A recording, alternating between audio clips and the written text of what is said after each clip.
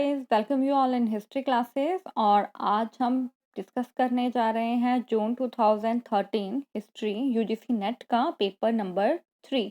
मैं हूं शिवानी शर्मा और टिल 2019 जो है मैं आपके साथ क्वेश्चन पेपर डिस्कस करूंगी, तो आप प्लीज़ ये चैनल ज़रूर सब्सक्राइब करें और इस वीडियो को एंड तक देखें।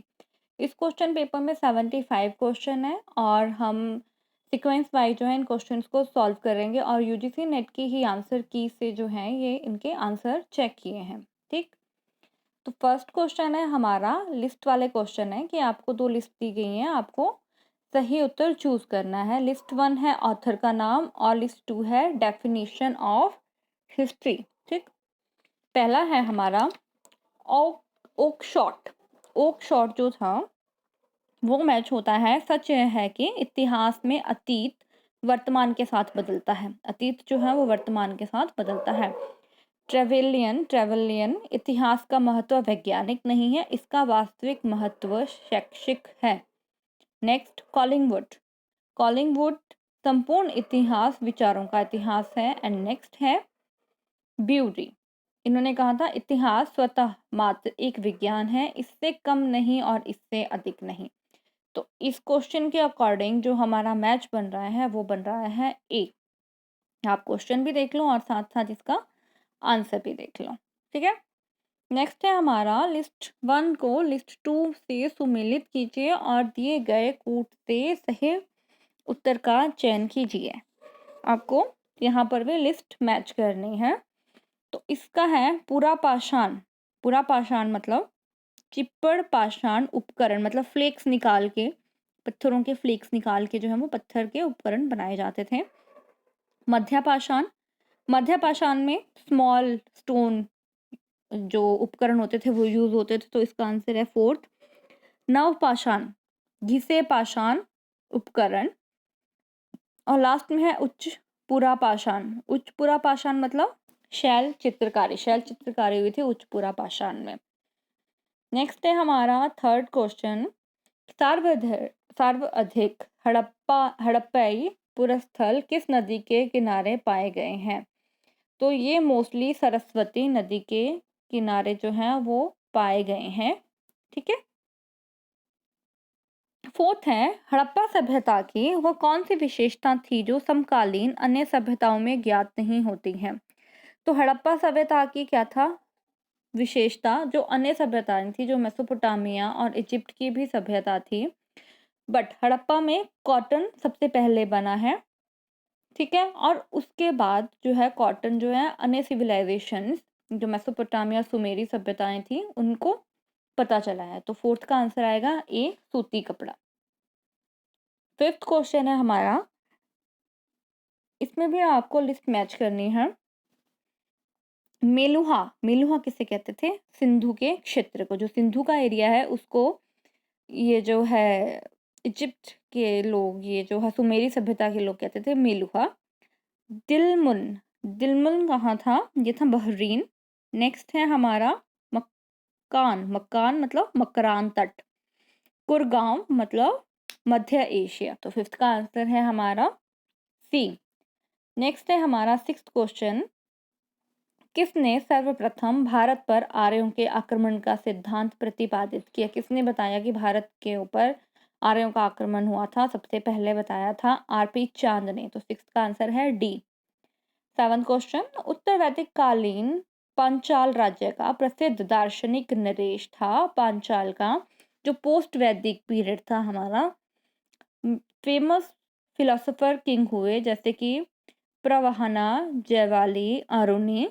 ठीक, तो सेवंथ का आंसर है प्रवाहन, जयवली। नेक्स्ट है हमारा क्वेश्चन नंबर 8, निम्नलिखित में से कौन धर्म सूत्रकार नियोग प्रथा को अनुचित बताता है? इनमें से आप स्तंभ। 8th का आंसर है बी, आप स्तंभ। 9th, निम्नलिखित में से किसमें कौटिल्य के कई नामों का उल्लेख है?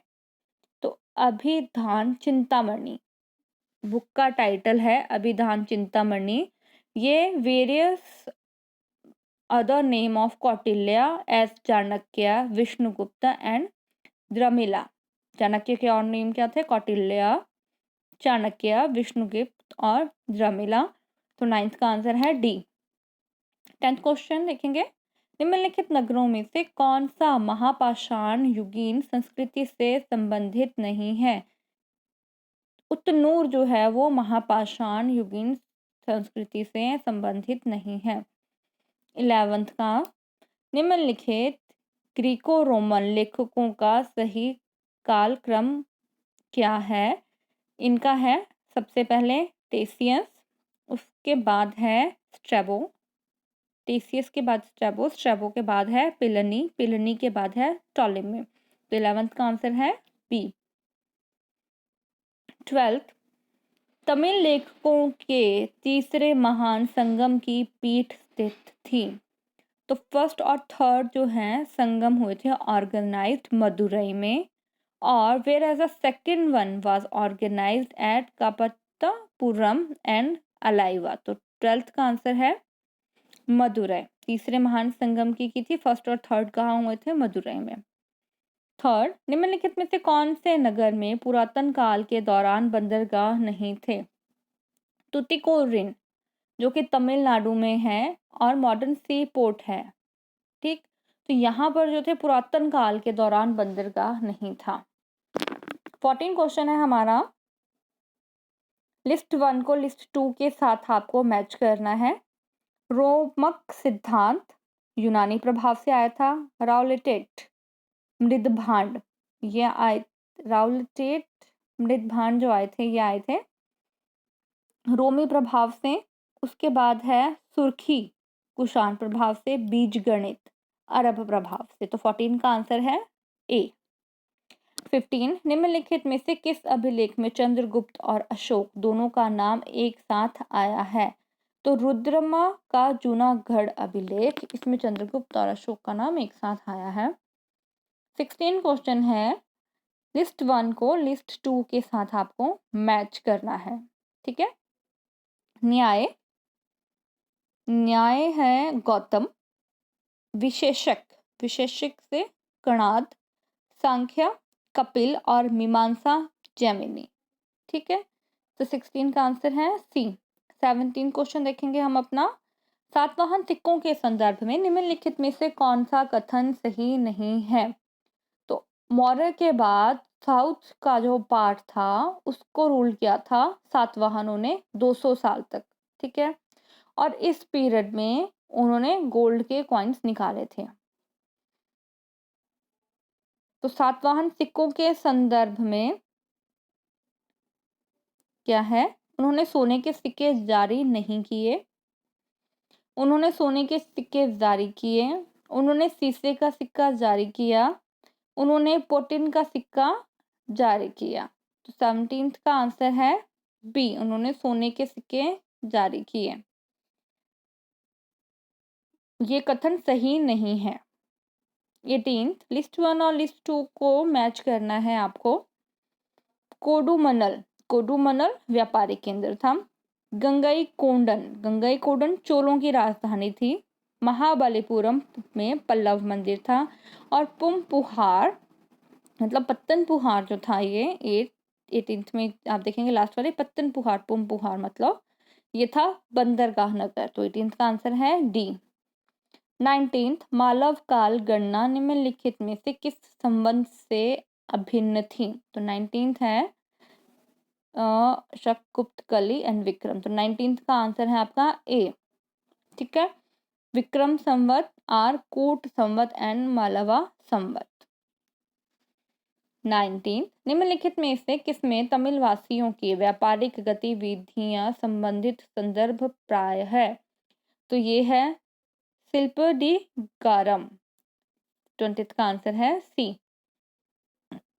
21, दक्कन के प्रसिद्ध महाकाव्य कुरल का लेखक था, किसने लिखा था कुरल का? तिरुवल्लुवर। 22nd क्वेश्चन आपको लिस्ट मैच करनी है। 22nd क्वेश्चन में तोलकप्पियम, तोलकप्पियम तमिल व्याकरण थी। तिरुक्कुलर, तिरुक्कुलर जैन दर्शन, ठीक है।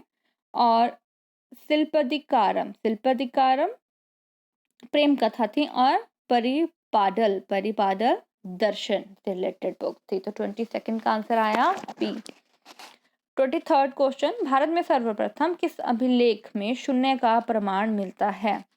तो भोजदेव का जो ग्वालियर अभिलेख है उसमें शून्य का प्रमाण मिलता है। 24th क्वेश्चन, आपको कथन और कारण आपको बताना है। पल्लव नरेश महेंद्र वर्मन वन ने महाबलीपुरम सहित कतिपय उत्कृष्ट शैल खचित हिंदू मंदिरों का निर्माण करवाया था।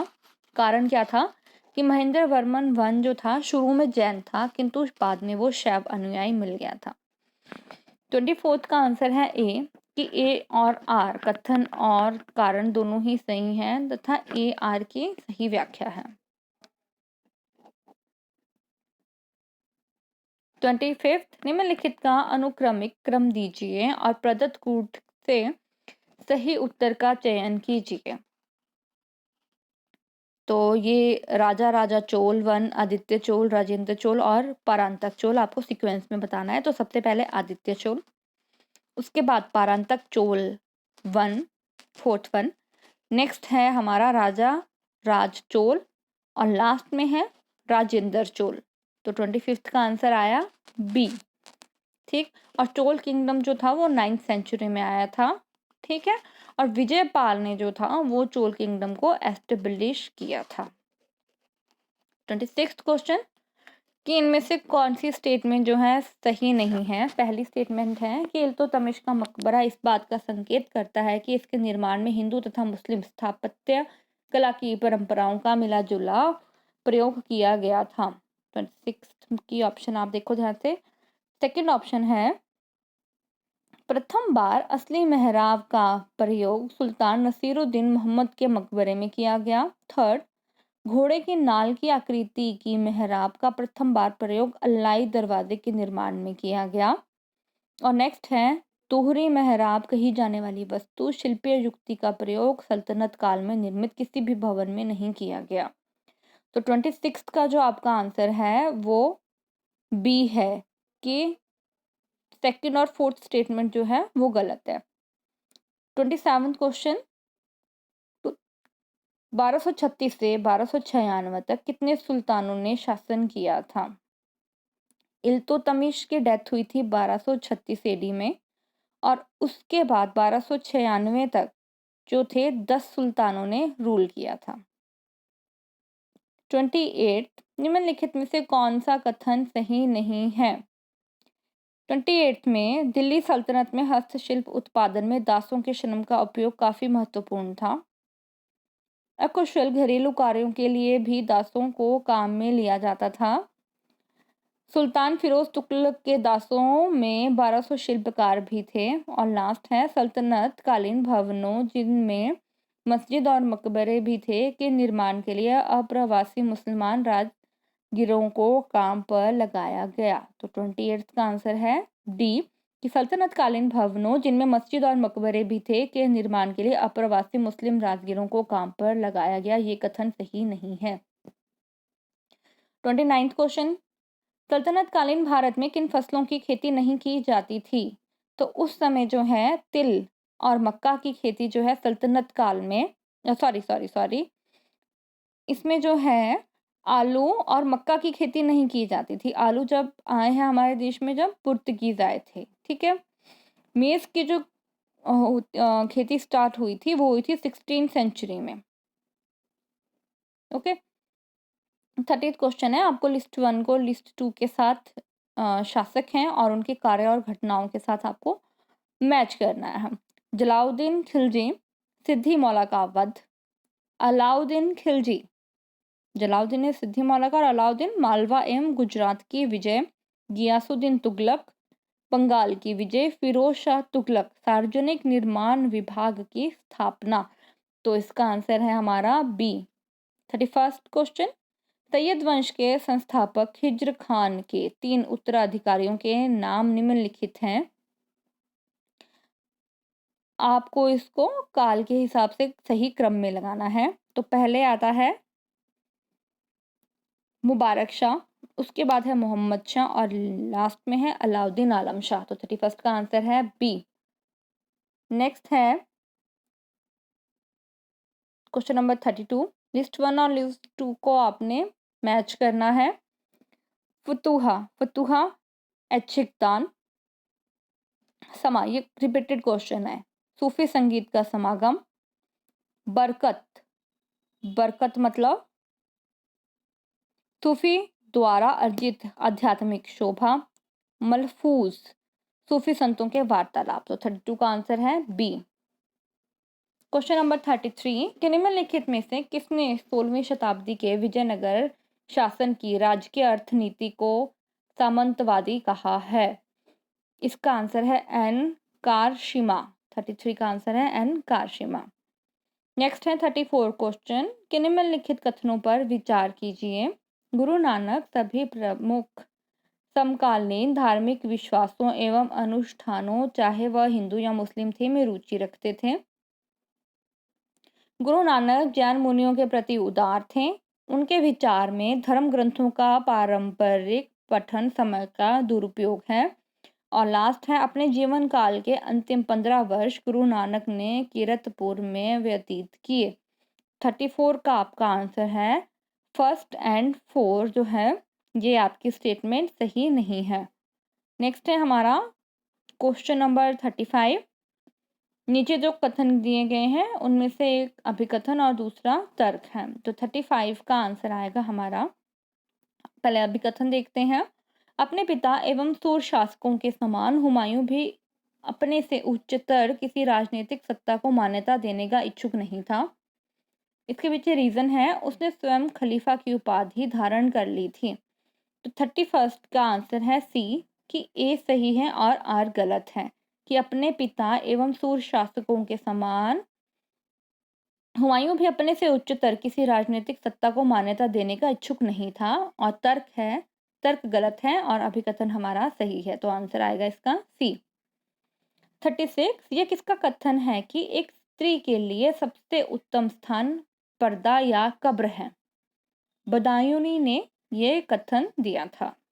37, निम्नलिखित में से किसने मालवा पर मुगल आक्रमण को यह कहकर उचित ठहराया कि बाज बहादुर ने अपने आप को अनैतिक एवं कुत्सित कार्यों में लिप्त कर रखा था?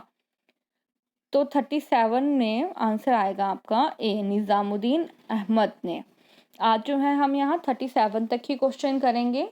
नेक्स्ट पार्ट के लिए प्लीज़ चैनल को ज़रूर सब्सक्राइब करें और बाकी 37 to 75 क्वेश्चन जो है हम नेक्स्ट पार्ट में डिस्कस करेंगे।